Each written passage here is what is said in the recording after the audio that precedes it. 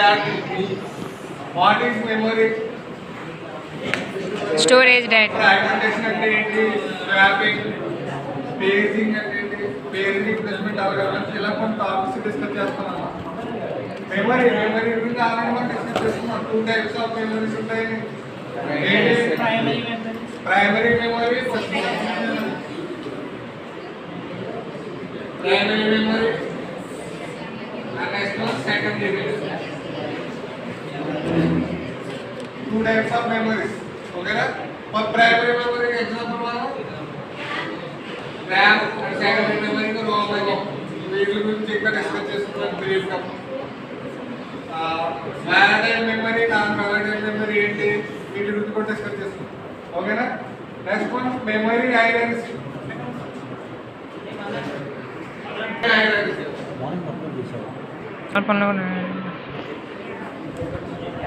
Cash memory, main memory, cache memory, main memory, disk and tapes.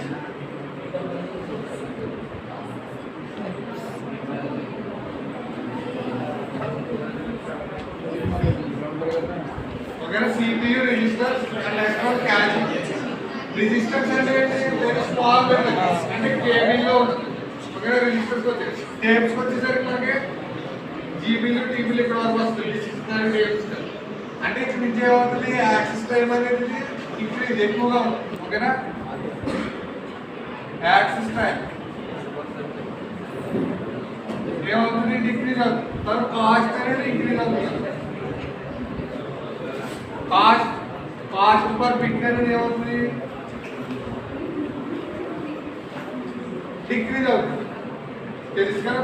First one ఏంటి, CPU registers. అసలు register అయిన word ఉన్నారా, register. అవేంటి, very small memories అనమాట. ఇది సిపియుతో కనెక్ట్ అయ్యి ఉంటుంది. వీటిని స్పీడ్ అనేది కంపేర్ టు ట్యాబ్స్ కానీ డిస్క్ కానీ స్పీడ్ అనేది కంపేర్ చేసుకున్నాం అనుకోండి, ఇది స్పీడ్ అనేది ఎక్కువ ఉంటుంది. దీంతో కంపేర్ చేస్తే ఇది స్పీడ్ ఎక్కువ. Next one cache memory. Already మనం క్యాచ్ మెమరీ చూసుకుంటాం మొబైల్స్ అది, దీన్ని క్లియర్ చేసుకుంటాం కదా. Next one main memory. Main memory primary memory already discuss చేసుకున్నాం కదా. ఏంటంటే RAM. And next one disk కానీ టేప్స్ కానీ వచ్చే కానీ సెకండరీ మెమరీ. సైజ్ అనేది ఏమవుతుంది, ఇక్కడ నుంచి ఇక్కడ కంపేర్ చేసుకున్నాం అనుకోండి, సైజ్ అనేది ఏమవుతుంది, ఇంక్రీజ్ అవుతుంది. తర్వాత యాక్సెస్ టైం అనేది డిక్రీజ్ అవుతుంది. ఇందులో ఉన్న డేటా డిస్క్లో కానీ డేటాని యాక్సెస్ చేసుకోవడం కానీ టైం అనేది తెలుగు కంపేర్ టు సిపియు రిజిస్టర్స్. ఓకేనా. కాస్ట్ పర్ బిట్ అంటే ఇది కాస్ట్ ఒకసారి క్యాలిక్యులేట్ చేసుకున్నాం అనుకోండి, కాస్ట్ పర్ బిట్ అనేది కంపేర్ టు సిపియు రిజిస్టర్స్ ఇది తక్కువ ఉంటుంది అన్నమాట. Disk main memory cache registers cost per bit అనేది తక్కువ ఉంటుంది అన్నమాట. ఇవి కొన్ని గుర్తుపెట్టుకోవాలి. ఓకేనా. మెమరీ హైరార్కీ అంటే వీటిని నెక్స్ట్ మెమరీ అంటే మీకు ఐడియా ఉంది కదా. 2 types of memories, primary memory, secondary memory. ఏదైనా ఇన్స్ట్రక్షన్ కంపల్సరీ ఎగ్జిక్యూట్ అవ్వాలంటే ఎక్కడికి రావాలి, మనకి మెయిన్ మెమరీలో ఫిక్స్ అయిన తర్వాత ఎగ్జిక్యూట్ అవుతుంటుంది ఇన్స్ట్రక్షన్ ఏదైనా సరే. ఒక ప్రాసెస్ ఎగ్జిక్యూట్ అవుతుంది అనుకోండి, మనకి ఫస్ట్ మెయిన్ మెమరీలోకి వచ్చిన తర్వాత ఇప్పుడు అది ఎలా జరుగుతుంది ఏంటి, నెక్స్ట్ వన్ సెకండరీ మెమరీ నుంచి ప్రైమరీ మెమరీకి ఒక ప్రాసెస్ అనేది ఎలా ఫిక్స్ అవుతుంది అదంతా కూడా డిస్కస్ చేసుకుంటాం అన్నమాట.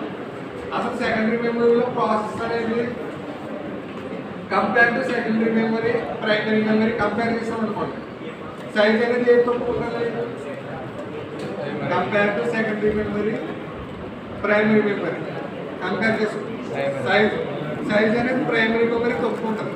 కానీ ఇక్కడ ఏంటంటే ప్రైమరీ సైజ్ అనేది తక్కువ ఉందంటే యాక్సెస్ టైం అనేది ఎక్కువ ఉంటుంది, అంటే స్పీడ్గా వర్క్ చేస్తుంది.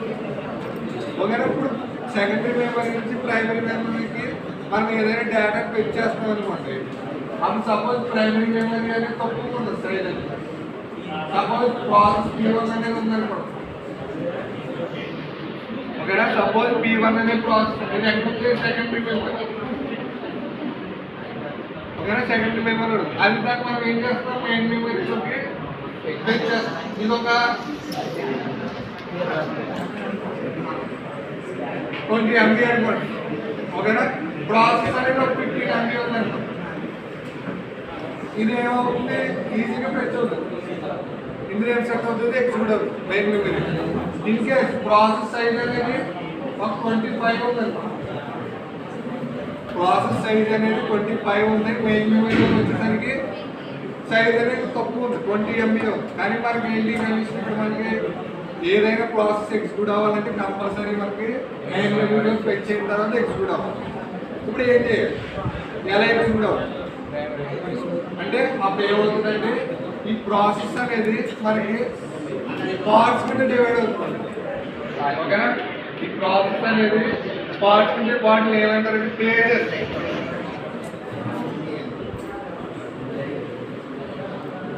ఓకేనా.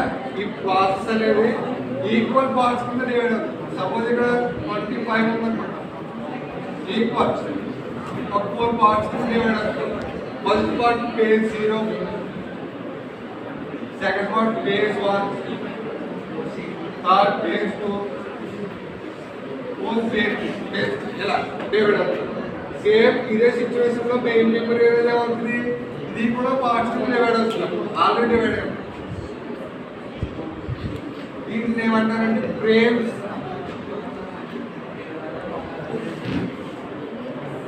ఓకేనా. ఏదైనా ప్రాసెస్ అనేది పార్ట్స్ కింద డివైడ్ అవుతుంది, వాటి పేజెస్. అదే మెయిన్ మెమరీ పార్ట్స్ కింద డివైడ్ అవుతుంది, వాటిని ఫ్రేమ్స్ అంటారు. వేరే వేరే. ఇప్పుడు ప్రతి పేజ్ అనేది ఏమవుతుందంటే ఈ ఫ్రేమ్స్ లోకి ఇన్సర్ట్ అవుతాం. అంటే ఇది కంటిన్యూస్ కావచ్చు, నాన్ కంటిన్యూస్ కావచ్చు. ఫస్ట్ పేజ్ 0 అనేది ఇక్కడ ఇన్సర్ట్ అవుతుంది, పేజ్ 1 అనేది ఇక్కడ ఇన్సర్ట్ అవుతుంది, పేజ్ 2 ఇక్కడ, నెక్స్ట్ పేజ్. ఓకేనా. ఎలా అయినా సరే మనకు మెయిన్ మెనూలో ఇన్సర్ట్ అయిన తర్వాత ఆ ప్రాసెస్ అనేది ఎగ్జిక్యూట్ అవుతుంది.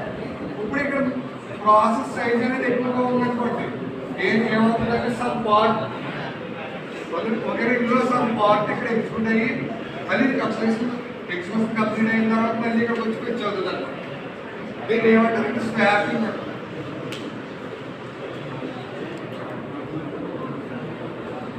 ఓకేనా. ఏదైనా ప్రాసెస్ సైజ్ అనేది ఎక్కువ ఉంది, మెమరీ సైజ్ అనేది తక్కువ ఉంది అనుకోండి, సమ్ పార్ట్ ఫస్ట్ మెయిన్ మెమరీలో ఫెచ్ అయిన తర్వాత అది ఎగ్జిక్యూషన్ కంప్లీట్ అయిన తర్వాత మళ్ళీ ఆ పార్ట్ ఏమవుతుందంటే బ్యాక్ సెకండరీ మెమరీ ఫెచ్ అయ్యి మళ్ళీ నెక్స్ట్ పార్ట్ అనేది మెయిన్ మెమరీలోకి వెళ్ళి ఎగ్జిక్యూట్ అవుతుంది అనమాట. ఎలా ఎగ్జిక్యూషన్ అనేది కంప్లీట్ చేసుకుంటాం. ఈ ప్రాసెస్ ఏమంటారంటే మనకి స్వాపింగ్ ప్రాసెస్ అంటారు.